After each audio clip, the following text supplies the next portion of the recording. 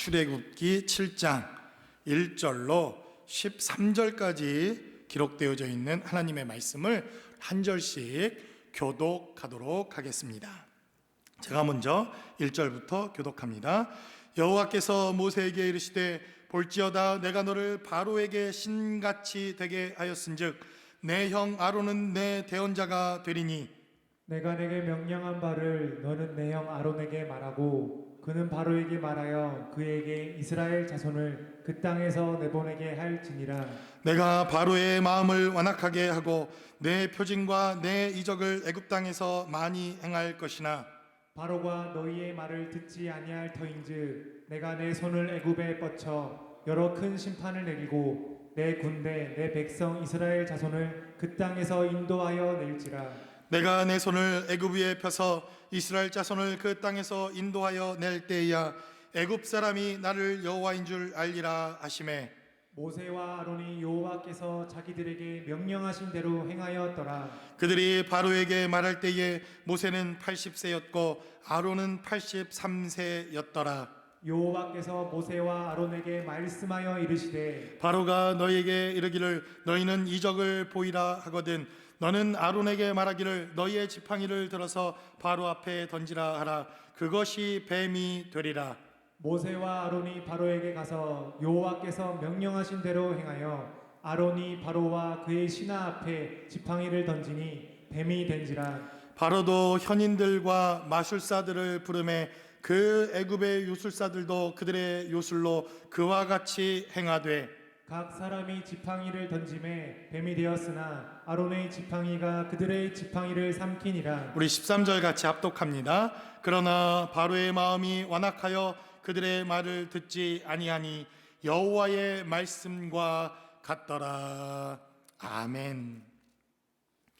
우리는 지난 시간 출애굽기 6장에 기록되어져 있는 하나님의 말씀을 통해서 모세가 누구인지, 모세가 어떠한 자신의 정체성을 발견해야 하는지, 그리고 하나님께서 모세를 부르신 이유와 목적을 통해서 이 재앙의 때에 하나님의 말씀을 통하여 자신의 정체성과 자신의 부르심이 무엇인가를 정확하게 깨닫는 것이 얼마나 중요한 사건인가 하는 것을 말씀을 통해 보았습니다.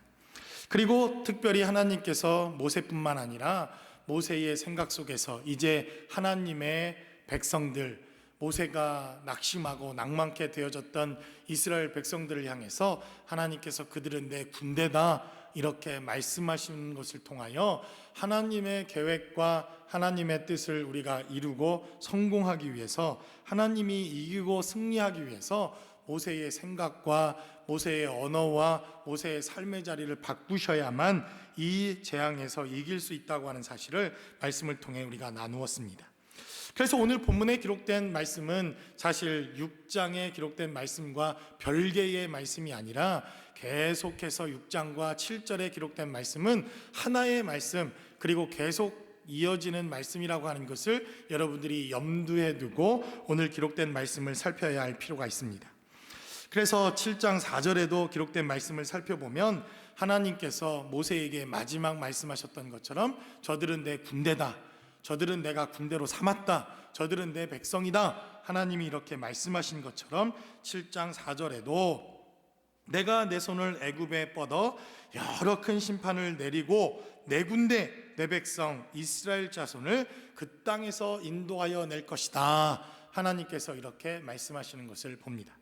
그리고 이제 본격적으로 7장에서부터는 여러분들도 잘 알고 저도 잘 이 메시지를 통해 잘 아는 이 출애굽기의 10가지 재앙이 시작됩니다. 이 10가지 재앙, 교회를 안 다녀보신 분들도 대략 출애굽기에 10가지 재앙이 있다고 하는 사실을 잘 압니다.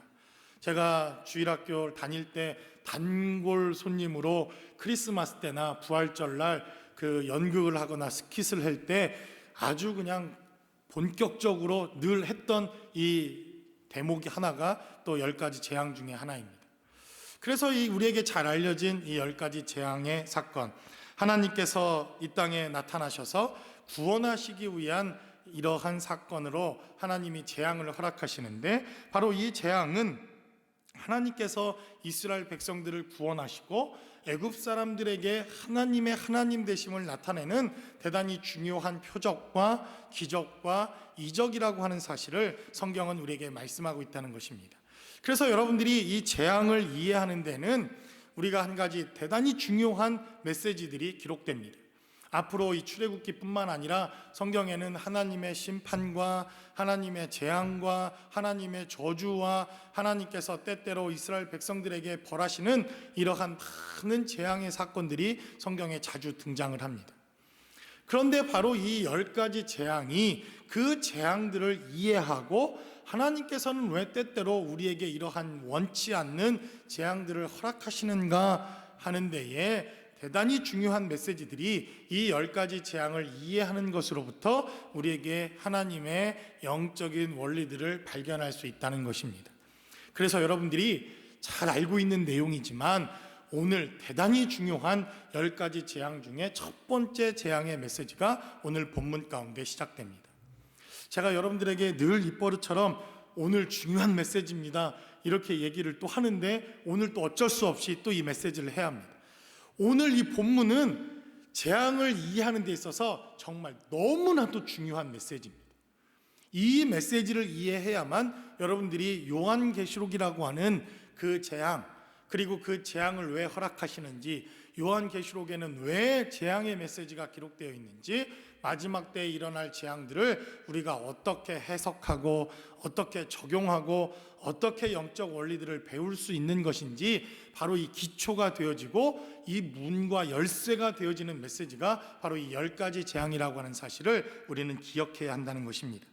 그래서 오늘 시작되어지는 바로 이 10가지 재앙 가운데 첫 번째 재앙에 해당되어지는 나일강이 피로 변하는 이 재앙의 시작을 통해서 하나님께서 우리에게 영적인 원리로 무엇을 가르치시고 있는지, 그리고 코로나 바이러스 사태를 통해서 이 재앙의 시대를 살아가고 있는 우리들에게 하나님의 말씀을 통하여 이 재앙에 대하여 어떻게 우리가 바라보며 이 재앙을 어떻게 이기며 이 재앙 속에서도 우리는 어떠한 하나님의 은혜와 원리를 발견하는 것이 중요한지 본문이 기록하고 있는 말씀을 통해서 함께 나누어 보기를 원합니다.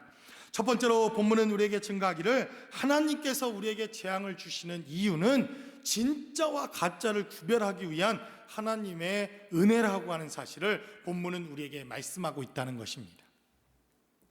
오늘 본문이 시작되고 있는 이 7절에 기록된 말씀을 살펴보니까 하나님께서 모세에게 말씀하십니다. 바로 1절로부터 7절까지 기록된 말씀은 6장에 기록되어져 있는 하나님께서 모세를 부르셔서 모세가 누구인지, 그리고 하나님께서 400년 전 아브라함에게 약속하셨던 그 언약과 약속이 모세에게 어떻게 적용되어 하나님의 말씀으로 부르심을 받고 있는지, 이러한 메시지가 계속되어지는 메시지가 1절로부터 7절까지 기록됩니다. 그래서 우리가 지난주 족보에 대해서 배우지 않았습니까? 족보를 통해 배웠습니다. 모세의 족보가 아론의 족보요, 제사장의 족보요, 하나님께서 택하신 족보요, 그 족보일 뿐만 아니라 그 족보 옆에는 나이 숫자가 기록되어진 족장들이 등장을 하는데, 오늘 기록되어져 있는 모세의 나이, 아론의 나이까지 등장하면서 바로 하나님이 약속하신 4대에 해당되어지는 이러한 족장의 족보가 기록되어져 있는 하나님의 말씀이라고 하는 것을 나누었습니다. 그래서 1절로부터 7절까지 기록된 이 메시지는 지난주에 기록된 메시지와 계속되어지는 메시지를 통해서 모세, 내가 감당해야 할 하나님의 사명과 소명, 말씀을 통해서 깨닫고 말씀을 통해서 새롭게 되어지고 말씀을 통하여 사명과 소명자가 이 전쟁에서, 재앙에서 승리하고 이긴다고 하는 하나님의 언약의 메시지가 계속됩니다. 그리고 8절로부터 이제 본격적으로 모세는 바로 앞에 서게 되어지는데, 바로 첫 번째 재앙이 시작되기 전 하나님께서 모세와 아론에게 명령하여 바로 앞에 서라. 그리고 이제 바로가 내게 이적을 달라고 하고 기적을 달라고 하고 능력을 보여달라고 하면 그 지팡이를 땅에 던지라라고 하는 하나님의 언약과 말씀을 가지고 바로 앞에 서게 됩니다. 이 메시지가 중요하다는 것입니다.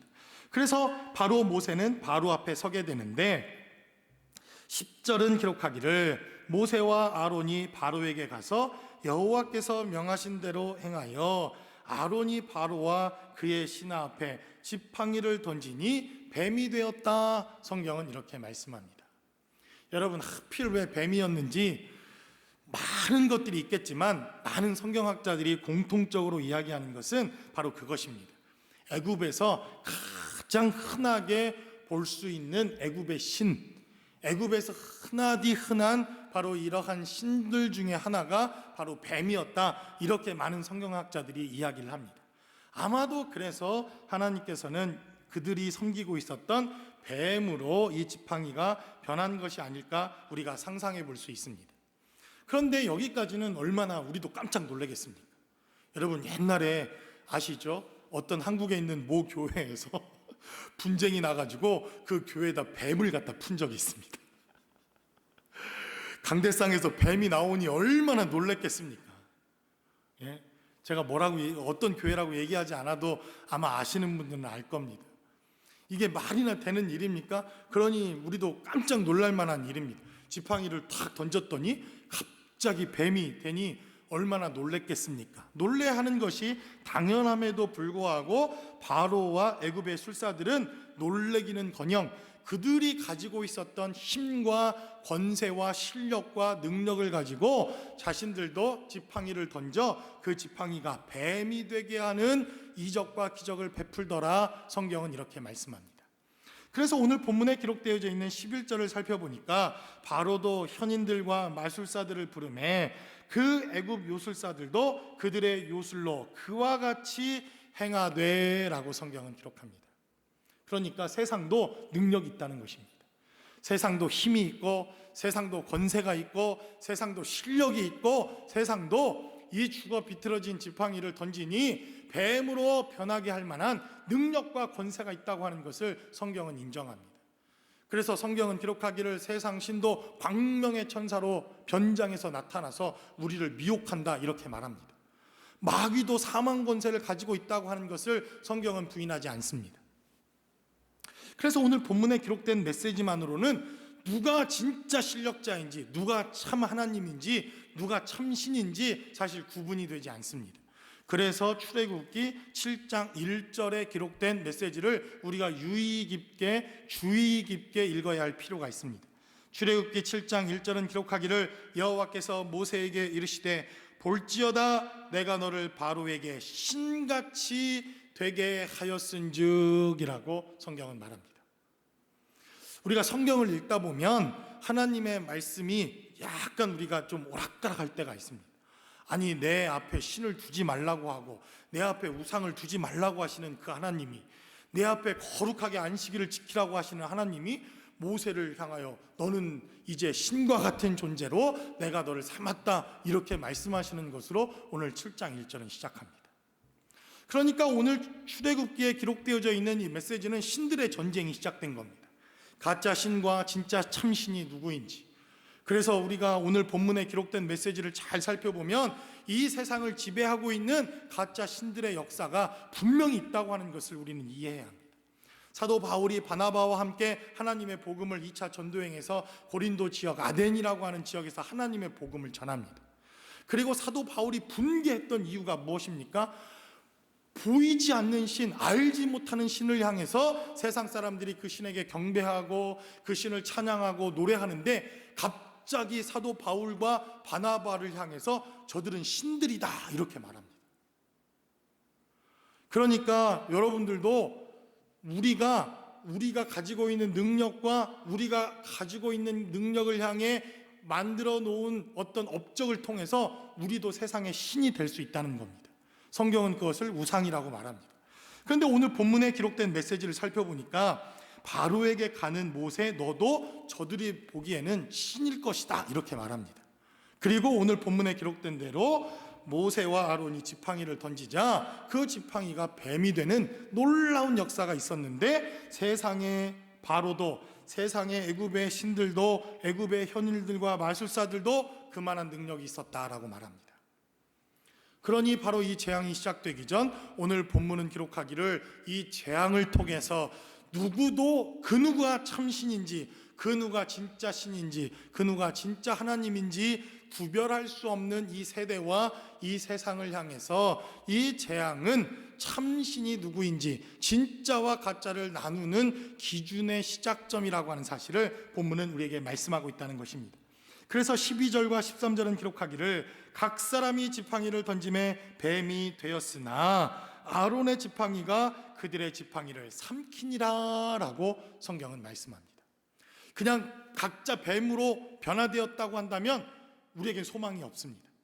그런데 어떤 일이 발생합니까? 아론이 가지고 있었던 지팡이, 아론의 지팡이, 바로 모세의 지팡이, 하나님의 지팡이였던 이 지팡이가 다른 신들의 뱀의 지팡이를 삼키기 시작하더라. 성경은 이렇게 말씀합니다. 그래서 이 재앙이 시작될 때는 진짜와 가짜가 확연하게 구분되어지는 사건이라고 하는 것을 성경은 우리에게 말씀하고 있다는 것입니다. 그래서 하나님께서 바로 이 재앙을 통해서 이스라엘 백성들과 그리고 애굽의 바로와 모세와 애굽의 모든 술사들 앞에 나타난 것은 이 세상에 참신이 누구인가 하는 것을 우리에게 보여주는 대단히 중요한 통로라고 하는 사실을 성경은 우리에게 말씀합니다. 여러분, 코로나 바이러스 시대, 3개월 이전과 3개월 이후의 시대, 3개월밖에 안 된 것 같은데 저는 한 3년을 산 것 같습니다. 지난 3주간 동안 우리 교회에서 코로나 바이러스 환자가 안 나와야 될 텐데 차라리 휴가를 가면 좀 편하게 쉴 것 같은데 하루하루 얼마나, 혹시 전화에 코로나 환자 발생했습니다 문자라도 올까봐, 카톡이라도 울리면요 가슴이 철렁철렁 내려앉습니다. 잠도 안 옵니다. 그런데요, 3개월 동안 제가 유심히 관찰하고 기도하고 교회들을 돌아보고 목회자들을 만나보고 하나님의 사람들을 만나보면서 제 한 가지에 제가 분명히 깨닫는 한 가지 사실이 있습니다. 출애굽기를 하면서 여러분들과 이미 나누었던 메시지입니다. 아, 이 코로나 바이러스를 통해서 하나님이 진짜와 가짜를 나누고 계시구나. 여러분, 이 코로나 바이러스를 통해서 신천지만 드러나고 신천지가 온 세상에 드러난 것, 그것만이 하나님의 역사라고 생각하십니까? 저는 시작에 불과하다고 믿습니다. 이미 우리는 신천지인지 아닌지 구분이 안 되어지는, 신천지가 들어와 있는지 우리 교회에 아니면 신천지가 나갔는지 구분이 안 되는 세상이었지만 코로나 바이러스를 통해서 신천지가 누구인지, 그리고 신천지가 확실하게 구분되지 않았습니까? 근데 저는 그것으로 끝나지 않을 것이라고 봅니다. 하나님께서 진짜 목사, 가짜 목사, 진짜 장로, 가짜 장로, 진짜 권사, 가짜 권사, 진짜 신자, 가짜 사람들을 확실하게 구분하는 시대가 바로 이 재앙의 시대라고 하는 것을 우리는 기억해야 한다는 것입니다. 여러분, 그래서 우리가 하나님의 말씀을 통해서 이 출애굽기를 나누지 않습니까? 출애굽기에 우리가 정말 충격적인 사건은 하나님의 자녀였음에도 불구하고 그들은 여전히 애굽의 노예처럼 살아가고 여전히 바로의 노예처럼 살아가고 있는 하나님의 백성들이 이 출애굽기에 등장한다고 하는 사실입니다. 그러니까 이 시대에도, 이 시대를 살아가는 우리들도 하나님의 교회 같지만, 하나님의 사람들 같지만, 하나님의 백성들 같지만 여전히 애굽의 노예처럼 살아가고 있는 하나님의 사람들도 있다고 하는 사실을 우리는 기억해야 할 필요가 있다는 것입니다. 그래서 이 재앙의 때는 진짜와 가짜를 나누는 때입니다. 그래서 앞으로 여러분들이 성경에 기록되어져 있는 이 재앙의 사건들을 한번 살펴보십시오. 재앙의 사건과 고난의 사건과 하나님이 주시는 심판의 사건 뒤에는 반드시 하나님의 사람과 하나님의 말씀을 거역했던 사람들을 구분해 놓습니다. 하나님의 사람들이라 하더라도 하나님께서 재앙을 허락하실 때에는 그들이 범죄한 사실과 하나님께 회개해야 할 사실들을 확실하게 구분해 놓으십니다. 그래서 요한계시록에 기록된 메시지를 살펴보아도 재앙이 일어나고 마지막 때에 환란이 일어나고 마지막 때에 세상이 뒤집어지는 역사가 일어나니까 진짜 교회와 가짜 교회, 진짜 하나님의 구원받을 사람과 구원받지 못하는 교회, 하나님의 칭찬 듣는 교회와 칭찬받지 못하는 교회, 이렇게 하나님께서 확실하게 구별해 놓는 이러한 역사가 있게 된다는 것을 성경이 우리에게 밝히 증거하고 있다는 것입니다. 그래서 우리가 놀라야 할 이러한 한 가지 사실이 있습니다. 예전에 주일학교 때 가끔 들었던 얘기 아닙니까? 천국에 가면 깜짝 놀란다는 거예요. 왜 놀랍니까? 내가 천국에 온 그 하나 때문에. 야, 천국이 진짜 있구나. 그래서 깜짝 놀란대요. 그리고 또 한 가지 놀라는 거, 아니 그분이 와야 될 텐데 왜 안 오지? 아니, 제자들 교회 담임 목사가 와야 될 텐데 왜 안 왔지? 목사님! 그런데 없다는 거예요, 그분이. 이건 물론 성경의 이야기는 아닙니다. 그런데요, 곰곰이 생각해 보면 저는 그 이야기를 주일학교 선생님이 얘기를 할 때 깔깔깔거리고 웃었습니다. 그러면 선생님도 없을 수도 있겠네요. 그러다가 꿀밤을 엄청 얻어맞았습니다. 그랬는데요, 곰곰이 생각해 보니까 이거는 성경에 기록된 메시지는 아니지만 대단히 무서울 수 있는 이야기라는 것입니다. 정말 하나님께서 진짜와 가짜를 나누고 있는 시기라고 한다면, 진짜가 무엇인지 가짜가 무엇인지를 우리에게 보여주고 있는 이러한 시대라고 한다면, 정말 우리는 이 재앙 앞에서 하나님 앞에 겸손해야 할 필요가 있다는 것입니다. 그래서 오늘 본문은 기록하기를 13절에 기록된 대로 그러나 바로의 마음이 완악하여 그들의 말을 듣지 아니하니 여호와의 말씀과 같더라라고 성경은 말합니다. 재앙이 있고 하나님이 주시는 이적이 있고 하나님이 보여주시는 표적이 있으면 그들이 하나님 앞에 돌아와 회개하며 그들이 하나님 앞에 겸비하고 낮아질 것 같은데, 성경은 기록하기를 재앙의 때가 되어지면 오히려 마음이 완악해지고 더 악한 마음을 갖는 이러한 세대와 사람들이 있다고 하는 사실을 성경은 우리에게 말씀하고 있다는 것입니다. 그래서 재앙의 때에 여러분들의 마음이 완악해지지 않고 우리의 마음이 강팍해지지 않고 하나님 앞에서 더 겸비하고 겸손한 삶의 자리가 필요하다는 것입니다. 저와 여러분들의 삶의 자리에 이러한 하나님의 축복과 은혜가 함께 하실 수 있기를 주님의 이름으로 간절히 축원합니다. 그래서 저는 제자들 교회 모든 성도들은 다 진짜이길 바랍니다. 여러분들은 진짜가 되십시오. 하나님 앞에서 참 성도, 하나님 앞에서 환난과 고난과 아픔이 있고 어려움이 있어도 변하지 않는 하나님이 인정하시는 진짜 성도. 그래서 이 환난의 때는 진짜와 가짜를 확실하게 나누는 시기다라고 하는 것을 깨닫고 저와 여러분들이 하나님의 은혜 가운데 거하실 수 있기를 다시 한번 간절히 주의 이름으로 축원합니다. 두 번째로 본문은 우리에게 증가하기를 이 재앙이라고 하는 것은 모든 것을 역전시키는 능력이다라고 성경은 우리에게 말씀합니다. 이제 본격적으로 14절로부터 25절까지 첫 번째 재앙이 시작됩니다. 첫 번째 재앙, 우리가 잘 아는 것처럼 나일강이 핏빛으로 변하는 이러한 재앙, 그것이 바로 첫 번째 재앙입니다. 제가 이 첫 번째 재앙을 생각하면 한 가지 늘 생각나는 게 있습니다. 어린 시절 제가 그 주일학교에서 연극을 할 때 저는 좋은 배역을 맡아본 적이 없다고 말씀드렸죠. 항상 무슨 바로, 그다음 골리앗, 그때도 키가 커서 그런 역할에 어울렸던 것 같습니다. 그래서 이 핏빛 재앙을 표현한다고 빨간 물감으로 제가 바로 역할을 했으니까 아주 그냥 페인트로 흠뻑 뒤집어 썼던 기억이 있습니다. 그래서 코에서부터 입에서부터 빨간 빛이 얼마나 한동안 계속 나왔는지 그때 악몽이 생각납니다. 근데 이 첫 번째 재앙을 살펴보니까 나일강이라고 하는 강이 핏빛으로 변하고 악취가 나고 애굽에 있었던 모든 물이라고 하는 물은 다 핏빛으로 변하는, 피로 변하는 이러한 재앙이 첫 번째 재앙이었다. 성경은 이렇게 증가합니다. 그런데 여러분, 이 나일강이라고 하는 이 강, 여러분들 이 강은 애굽에 있어서 힘의 상징일 뿐만 아니라 부의 상징이요, 능력의 상징이요, 권력의 상징입니다.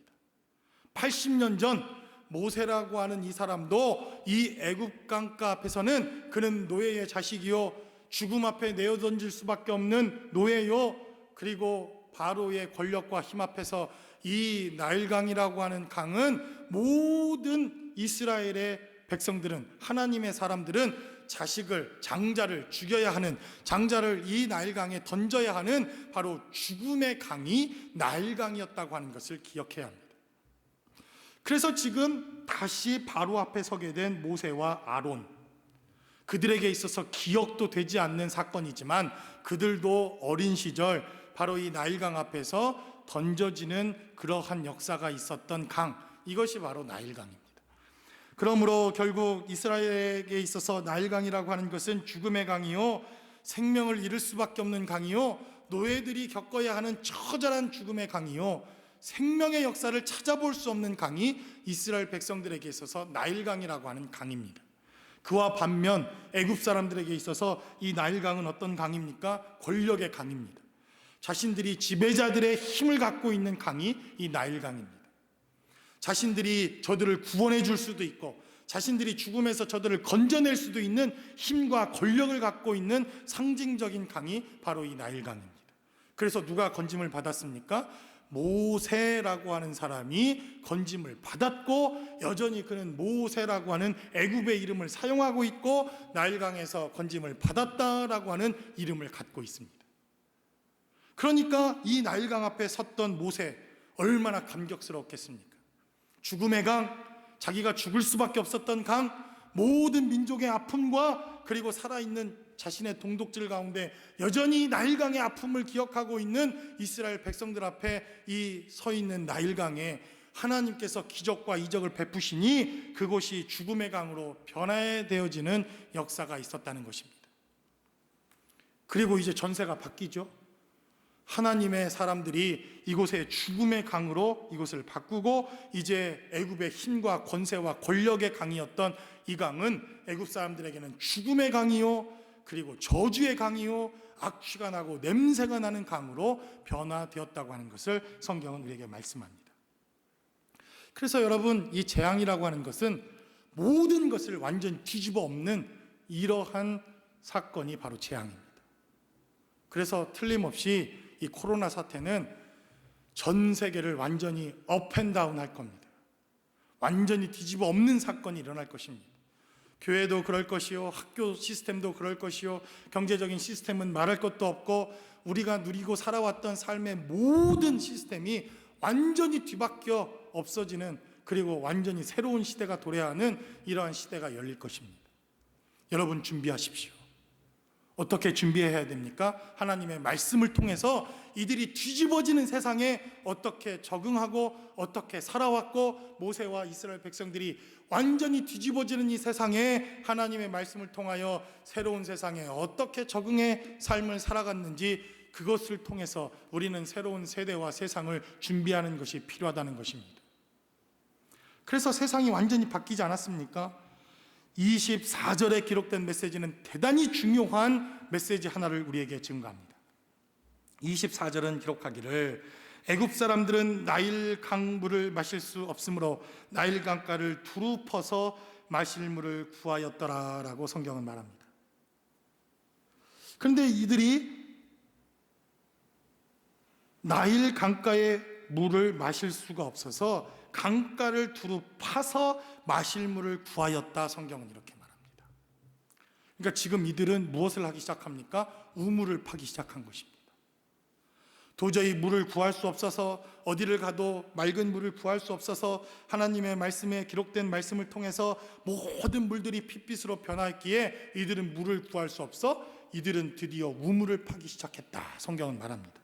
19절에 기록된 말씀을 살펴볼까요? 19절은 기록하기를 여호와께서 또 모세에게 이르시되 아론에게 명령하기를 내 지팡이를 잡고 내 팔을 애굽의 물들과 강들과 운하와 못과 모든 호수 위에 내밀라 하라. 그것들은 피가 되리니 애굽은 온 땅과 나무 그릇과 돌 그릇 안에 모든 피가 있으리라 라고 성경은 말합니다. 어디를 가도 이들이 물을 구할 수 없기에 24절에 기록된 대로 그들은 우물을 파기 시작합니다. 여러분, 이 왜 우물을 파는 게 세상이 뒤집어지는 사건입니까? 이 우물을 파는 일은 노예들의 일입니다. 노예들의 잡입니다. 이스라엘 백성들이 우물을 파 그들의 우물을 가지고 살아왔던 사람들입니다. 고센 땅, 하나님께서 바로 이 이스라엘 백성들에게 주셨던 고센 땅에서 하나님은 그들에게 명령하기를 너희가 목축업을 하는 것으로 이 땅에서 정착하라 라고 말씀하십니다. 그래서 요셉과 함께 70명의 이스라엘 백성들이 애굽 땅에 정착하여 그들은 4대 만에 어마어마한 사람들을 이루고 그 고센 땅에서 목축업을 하지 않습니까? 그리고 우리가 창세기를 통해서 말씀을 통해 나누었던 것처럼 아브라함과 이삭은 어딜 가든지 우물을 팝니다. 야곱도 어딜 가든지 우물을 팝니다. 요한복음 4장에 기록된 대로 이 야곱의 우물가에서 주님은 수가성의 여인을 만나고 우리의 조상 대대로 이 우물에 대한 메시지들을 그들은 전합니다. 그래서 오늘 본문에 기록된 메시지를 살펴보면 이 우물을 파는 일, 이 우물을 파는 잡은 노예들이 하는 일이었다고 하는 것을 기억해야 합니다. 한 번도 자신들이 우물을 파본 적이 없었던 애굽의 사람들, 이들은 우물을 팔 이유가 없죠. 나가기만 하면 애굽의 나일강은 젖줄이요, 이 강은 늘 풍요로운 강물이었을 뿐만 아니라 손을 내밀면 언제든지 그들은 풍성한 물을 얻을 수 있었던 사람들입니다. 그러나 세상이 완전히 뒤집힌 것입니다. 세상이 완전 바뀐 것입니다. 여러분, 코로나 사태, 이 재앙을 하나님께서 우리에게 허락하신 이유가 저는 분명히 있다고 믿습니다. 완전히 다 뒤집어 엎는 역사와 완전히 다 뒤집어 엎는 작업을 하나님은 저는 분명히 하시고 있다고 믿습니다.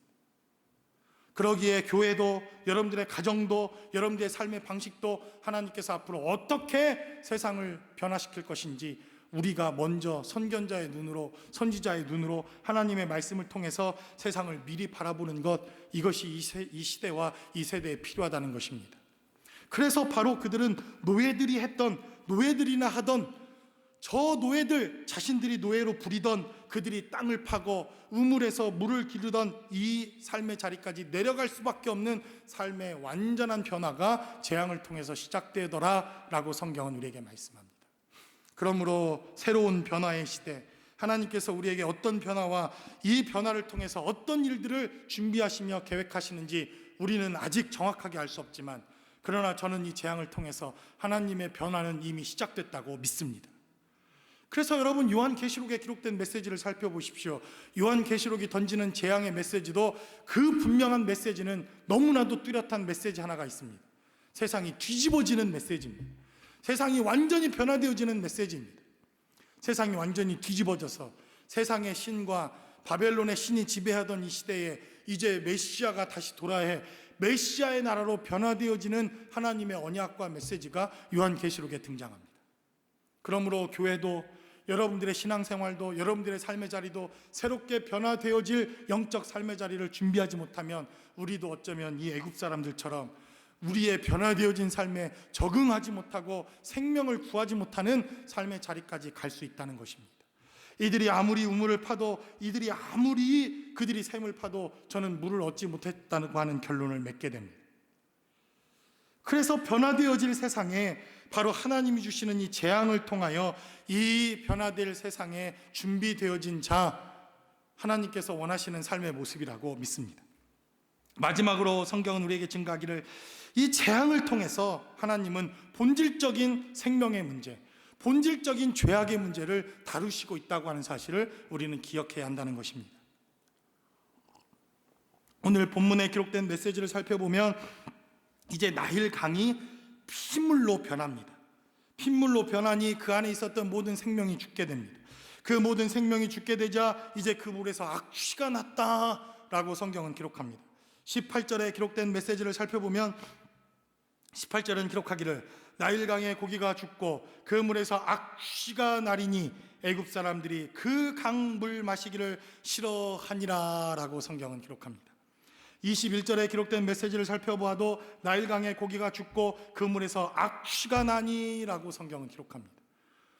도대체 물에서 생명을 구할 수 없는, 물이 완전히 썩어버려서 더 이상 그 물에서 생명이라고는 찾아볼 수 없는 악취가 이 나일강에서 나기 시작했다, 성경은 이렇게 기록합니다.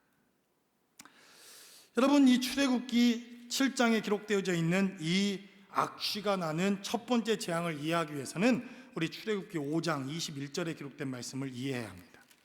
출애굽기 5장 21절,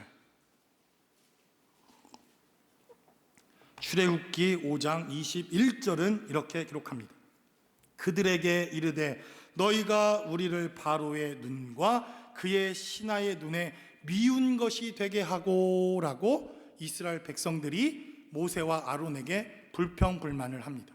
우리는 그냥 가만히 있어야 되는데 너희들 때문에 오히려 바로와 애굽 백성들에게 우리가 미운 것이 되었다, 이렇게 말합니다. 미운 것, 이것이 바로 악취라고 하는 단어와 똑같은 단어입니다. 히브리어 단어는 하이야헤라고 하는 단어가 쓰였습니다. 발음이 좀 어렵죠. 정확한 발음이 아닙니다. 하이야헤, 이렇게 약간, 이 히브리어는 약간 이 가래 끓는 소리가 나야 이게 발음이 정확한 겁니다. 이 하이야헤라고 하는 단어가 쓰이는데 이 단어가 악취라고 하는 단어와 미워하는 것이라고 하는 단어입니다. 그래서 노예라고 하는 것, 노예는 악취가 나는 사람입니다. 냄새가 나는 사람, 아주 악취가 나서 사람들에게 싫어하고 코를 찡그리고 얼굴을 찡그려야 하는 이러한 사람들, 이것이 바로 노예입니다. 그래서 오늘 본문에 기록되어져 있는 악취가 나리니 라고 하는 이 메시지를 살펴보면 바로 오늘 본문에 기록된 대로 이스라엘 백성들도 노예의 신분이었기에 그들은 악취나는 사람이요, 냄새를 피우는 사람들이요, 가만히 있어도 움직이기만 하면 그 냄새 때문에 정말 삶이 혼돈스러울 정도의 이러한 삶의 모습, 이것이 바로 이스라엘 백성들의 삶의 모습입니다. 여러분들이 냄새가 나면 얼마나 고약한지 아시죠? 저도 이 냄새 그러니까 한 가지 생각나는데, 예전에 제가 샌디에고에서 공부할 때 이 아프리카에서 한 학생이, 유학생이 왔습니다. 이름 기억도 못하는, 근데 그 나라에서는 북부 유학생이에요. 가면 뭐 장관 자리는 따놓은 사람입니다. 근데 이 형제가 안타깝게도 이 좀 겨드랑이에서 냄새가 많이 나는 사람, 그래서 손을 들기만 하면 온 교실이 초토화가 됩니다. 그만큼 이 냄새라고 하는 것이 사실 참 힘든 그러한 것 아닙니까? 아마 여러분들 중에 제가 미리 말씀을 드려서 보셨던 영화 중에 기생충이라고 하는 영화를 보신 분이 있을 겁니다. 여러분, 제가 꼭 보라고 말씀을 드렸죠. 몇 달 전에 제가 또 목회 서신에도 썼습니다. 꼭 보셔야 됩니다. 여러분, 출애굽기를 읽을 때는 이 기생충이라는 영화를 꼭 보셔야 됩니다. 그래야 이 악취가 이해가 되는 거예요. 여러분들이 그 내용은 다 설명드릴 수 없지만 그 지하에, 반지하에 살던, 그래서 거짓으로 취직했던 그 가족이 예전에 우리도 잘 살았던 것처럼, 그리고 지금도 잘 사는 것처럼 속여서 취직을 합니다. 여차여차해서 잘 속이고, 자기네들도 상류층인 것처럼, 자기네들도 배운 것처럼 여차여차해서 주인들을 잘 속이는 것까지 성공을 합니다. 그리고 자기가 모셨던 이 주인이 예전에 정말 높은 사람이었던 것처럼, 그래서 그 주인공도 잘 속이고 넘어가지 않습니까? 그런데 한 가지, 이들이 진짜 주인에게 정말 속일 수 없었던 한 가지가 있었습니다. 아시죠? 냄새입니다. 냄새. 운전을 하고 가는데 뒤에 타고 있던 주인이 이상하게 냄새가 난다고 말합니다. 이상한 냄새가 난다고 말합니다. 그래서 그 남자 주인공이 집에 가서 어떻게 합니까? 향수도 뿌리고 목욕도 하고 막 샴푸, 린스도 막 좋은 걸 쓰고, 그랬더니 냄새가 없어졌습니까? 아닙니다. 여전히 자신들에게만 나는 고유의 독특한 냄새가 그들에게 동일하게 납니다. 그런데 그들은 그 냄새가 뭔지 반응을 못합니다. 왜냐하면 평생 그 냄새를 맡고 살아와서. 그리고 나서 이 영화의 끝부분에 가니까 진짜 저 동굴 속에 살던 기생충 하나가 또 올라오지 않습니까? 그랬는데 동질감을 느낍니다. 송강호라고 하는 사람이 그 냄새가 무엇인지, 냄새의 정체를 그때 느낍니다. 그리고 그 냄새 때문에 분노해서 자신을 냄새로 저주했던 그 주인을 칼로 찔러 죽이죠. 그리고 영화는 끝이 납니다. 숨길 수 없었던 냄새 하나. 그래서 오늘 본문에 기록된 메시지를 살펴보니까 그 생명의 강이었던 그곳에서 악취가 나기 시작했다라고 말합니다. 이 재앙이 시작되어지고, 하나님의 재앙이 시작되어지자 이 생명의 근원되었던 나일강도 악취가 나고, 이스라엘 가운데 삶을 살았던 이스라엘 백성들도 결국 싫어 미워하는 것, 악취가 나는 본질적인 죄인의 모습들이라고 하는 것을 성경은 우리에게 밝히 증거합니다. 그런데 여러분, 여기에서 성경의 메시지가 끝났다고 하면 우리는 절망이지만, 오늘 기록되어져 있는 출애굽기에 기록된 메시지를 잘 이해하기 위해서 우리는 민수기에 기록된 메시지를 이해할 필요가 있습니다. 민수기 15장 10절. 민수기 15장 10절은 이렇게 증가합니다. 전제로 포도주 한 흰을 드려 여호와 앞에 향기로운 화제를 삼을지니라 라고 말합니다. 15장 10절은 기록하기를 여호와 앞에 향기로운이라고 하는 이 향기로운이라고 하는 이 단어가 우리가 말했던 하이야헤라고 하는 단어입니다. 아까 출애굽기에서는 악취라고 하는 단어가 쓰였는데, 똑같은 단어가 민수기 15장 10절에서는 향기라고 하는 단어로 다시 번역됩니다.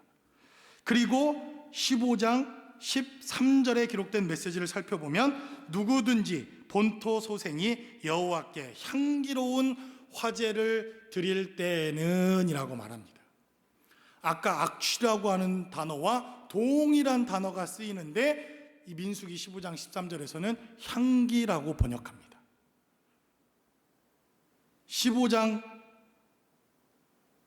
민수기 15장 14절에 기록된 메시지를 한번 살펴봅니다. 14절은 기록하기를 너희 중에 거주하는 타국인이나 너희 중에 대대로 있는 자나 누구든지 여호와께 향기로운 제물을 드릴 때에는 이라고 말합니다. 악취라고 하는 단어가 민수기에 등장하면서 향기라고 하는 단어로 바뀌어서 사용됩니다. 그러나 똑같은 단어입니다. 민수기 18장 17절에도 28장 2절, 6절, 8절에도 13절과 24절과 27절에도 민수기 29장 2절과 6절과 8절과 13절과 36절에도, 그리고 레위기에는 무려 58번이나 이 악취라고 하는 단어가 등장을 하는데, 이 단어들이 이 성경에서는 향기라고 하는 단어로 번역됩니다. 여러분, 이상하지 않습니까? 어디서는 악취라고 번역하고 어디서는 향기라고 번역하고, 그런데 민수기와 또 레위기에 등장하는 이 하이야헤라고 하는 단어가 향기라고 번역될 때는 한 가지 공통점이 있습니다. 어떤 공통점입니까? 그 앞에 여호와라고 하는 단어가 등장합니다. 그 앞에, 이 단어 앞에 여호와라고 하는, 야훼라고 하는 단어가 등장합니다. 그러면 그 악취라고 하는 단어가 향기라고 하는 단어로 번역이 바뀝니다. 여러분, 이것이 복음입니다. 우리는 본질적으로 악취를 풍기는 자요, 우리는 하나님의 자녀이지만 애굽에 살 때 이미 우리는 싫어 미워하는 악취를 풍기는 자였다고 성경은 말합니다. 생명의 강이라고 여겨졌던 나일강도 참신이 나타나고 하나님이 그 앞에 서게 되자 그 강은 악취를 품는 이러한 강으로 변질됩니다. 그런데 이 악취를 풍겼던 강이, 이 악취를 풍겼던 하나님의 사람들이 여호와 앞에 서게 되자 그들은 향기로운 삶을 전하는 향기로 변했다라고 성경은 우리에게 말씀하고 있다는 것입니다. 그래서 성경은 우리에게 증거하기를 고린도 후서 2장 14절로 16절은 이렇게 증거합니다. 항상 우리를 그리스도 안에서 이기게 하시고 우리로 말미암아 각 처에서 그리스도를 아는 냄새를 나타내시는 하나님께 감사하노라 라고 성경은 우리에게 말씀합니다. 우리는 구원받는 자들에게나 망하는 자들에게나 하나님 앞에서 그리스도의 향기니, 이 사람에게는 사망으로부터 사망에 이르는 냄새요, 저 사람에게는 생명으로부터 생명에 이르는 냄새라. 누가 이 일을 감당하리요? 라고 성경은 말씀합니다. 이것이 복음이라는 것입니다. 저와 여러분들은 본질적으로 죽을 수밖에 없는 자요, 썩는 냄새가 나는 자들이요, 악취가 나서 들여다보면 들여다볼수록 정말 싫어 버림받을 수밖에 없는 그러한 존재였다는 것입니다. 그러나 하나님 앞에 서면, 오늘 고린도 후서 2장 14절로 16절에 기록된 메시지대로라면 그리스도 때문에, 예수 때문에, 하나님의 은혜와 생명 때문에 우리는 그리스도를 전하는 냄새요, 향기가 될 수 있었다라고 성경은 우리에게 증거한다는 것입니다. 그러므로 여러분, 재앙은 바로 인간의 본질이 무엇인지, 복음의 생명이 무엇인지, 하나님 앞에 선다고 하는 것이 무엇인가를 우리에게 증거하는 본질적인 메시지라고 하는 것을 성경은 우리에게 말씀합니다. 그러므로 재앙 앞에 서 있는 여러분, 재앙의 시대를 살아가는 여러분, 우리가 서야 할 가장 본질적인 삶의 메시지가 있다고 한다면 다시 하나님 앞에 서는 것입니다. 하나님 앞에 설 때 우리는 이 세대와 죽을 수밖에 없는 이 코로나 세대에서도 하나님의 은혜와 생명을 전할 수 있을 것입니다. 저와 여러분들은 본질적인 생명이 무엇인가를 전하고 향기로운 생명을 전하며 하나님의 살아계심을 전하며 하나님의 좋은 향기가 되어 이 땅에 하나님의 생명과 하나님의 능력을 전할 것입니다. 여러분, 그래서 예전에 제가 총각 때도 교회에 자매들이 쓱 지나가면 이 눈이 저절로 돌아가는 자매들이 있습니다. 뭐 무슨 쭉쭉빵빵 몸매가 좋은 자매? 아닙니다. 샴푸 냄새가요 싹 스치고 지나가면 우리가 나도 모르게 이렇게 싹 한번 돌아보지 않습니까? 지금도 가끔 그럽니다. 좋은 냄새가 싹 나면요 우리도 나도 모르게 싹 돌아보죠. 그래서 요한계시록에 기록되어져 있는 메시지를 살펴보니까 하나님은 대단하신 분입니다. 성도들의 기도를 천사들이 모읍니다. 또 기도를 천사들이 모읍니다. 또 천사들이 성도들의 기도를 모아서 하나님께로 올려 들어갈 때는 향기가 되어서 하나님께 올라갔다. 성경은 이렇게 증가합니다. 그래서 오늘 성경은 기록하기를 바로 이 재앙 앞에서 서 있는 우리의 삶의 자리에 우리는 과연 본질적으로 누구인가가 증거되어지는 삶의 모습, 이것이 바로 재앙을 통해서 우리가 경험케 되어지는 삶의 본질의 모습이라고 하는 것을 성경은 우리에게 말씀합니다. 저와 여러분들의 삶의 자리, 악취가 나고 썩은 냄새가 나고 죽은 사망의 그늘이 지고 냄새가 나고 있는 이 코로나 바이러스 시대, 여러분 어디서도 생명의 소리가 들려오지 않는 이 시대, 어디에서도 생명의 역사가 자취를 감춰버린 이 시대, 저와 여러분들이 여호와 앞에 설 수 있다고 한다면, 하나님 앞에 서기만 한다면 저와 여러분들은 생명의 역사를 전할 수 있는 향기가 되어서 이 시대의 생명이 되고 이 시대의 능력이 될 수 있을 줄로 믿습니다. 저와 여러분들의 삶의 자리에 이러한 생명의 역사를 전할 수 있는 저와 여러분들의 삶의 자리가 모두 되실 수 있기를 주님의 이름으로 간절히 축원합니다.